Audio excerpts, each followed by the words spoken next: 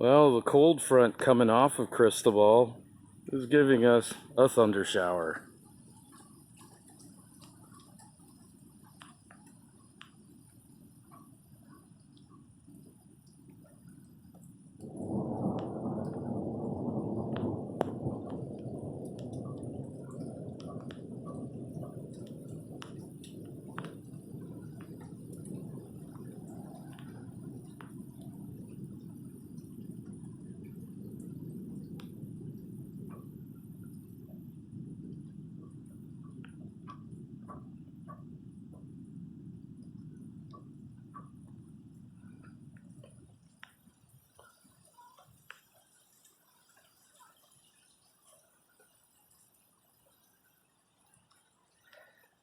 And that is the conclusion of my video series on Tropical Storm Cristobal